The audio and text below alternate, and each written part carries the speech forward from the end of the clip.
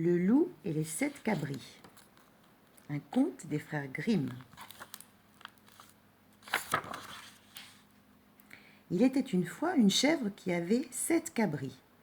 Un jour qu'elle devait aller au bois pour chercher de la nourriture, elle les appela et leur dit « Chers enfants, je vais au bois. Prenez garde au loup. S'il entrait, il vous mangerait tous, cuir et poil. »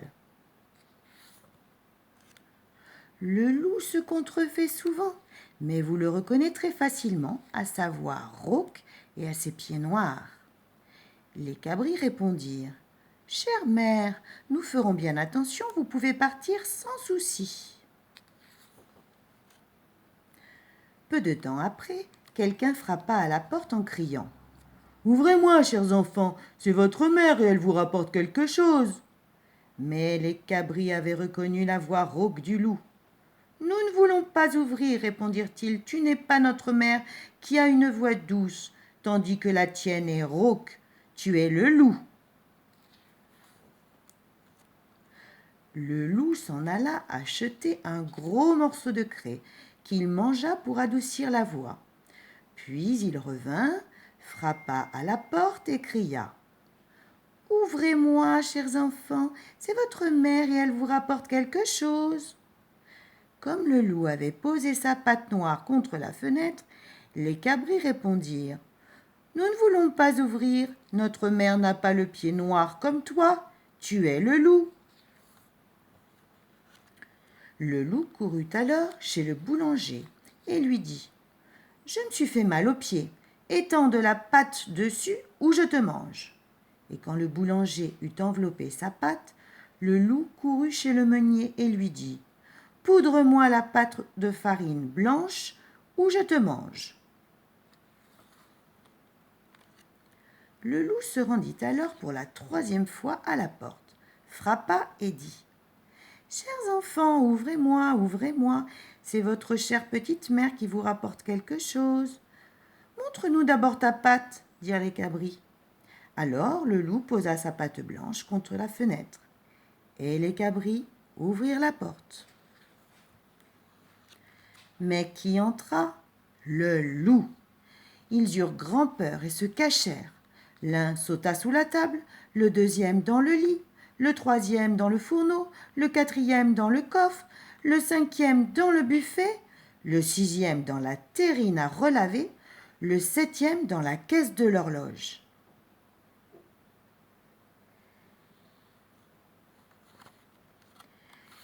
Mais le loup les trouva tous, à l'exception du plus jeune caché dans la caisse de l'horloge. Il les avala l'un après l'autre. Quand le loup fut rassasié, il alla se coucher dans la prairie, sous un arbre, et s'endormit. Quelque temps après, la chèvre rentra de la forêt. La porte de la maison était toute grande ouverte. La table, la chaise et les bancs étaient renversés. La terrine à relaver était en morceaux. Elle chercha ses enfants, mais ne les trouva pas. Elle les appela par leur nom, l'un après l'autre, mais personne ne répondit. Enfin, quand elle appela le plus jeune, une petite voix s'écria « Chère mère, je suis cachée dans la caisse de l'horloge. » Il lui raconta que le loup était venu et qu'il avait mangé tous les autres. La pauvre mère pleura longtemps. En ressortant de la maison, la chèvre vit que le loup était couché sous un arbre. Elle le regarda de plus près et s'aperçut que quelque chose remuait dans son gros ventre. « Mes pauvres enfants, seraient-ils encore en vie ?» Elle dit alors au petit cabri d'aller à la maison chercher des ciseaux, une aiguille et du fil. Elle ouvrit le ventre du monstre. Aussitôt, un des cabris sortit la tête et tous les autres s'échappèrent d'eux-mêmes. Le monstre les avait avalés tout ronds. Ce fit une grande joie. Ils embrassaient leur chère petite mère et cabriolaient en tous sens. « Maintenant, dit la chèvre, allez chercher des pierres pour remplir le ventre de la maudite bête pendant qu'elle dort. » Alors les petits cabris allèrent vite chercher des pierres et en remplir le ventre du loup. Puis la mère se hâta de le recoudre pendant son sommeil.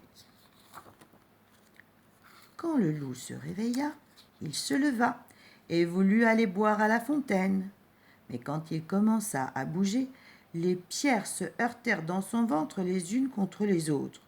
Alors il s'écria « Qu'est-ce qui fait ce bruit-là au fond de mon estomac ? J'ai avalé des cabris et je suis plein de cailloux gris. » Arrivé à la fontaine, il se pencha sur l'eau pour boire. Les lourdes pierres l'entraînèrent au fond et il se noya. Quand les 7 cabris virent cela, ils accoururent en criant « Le loup est mort! Le loup est mort !»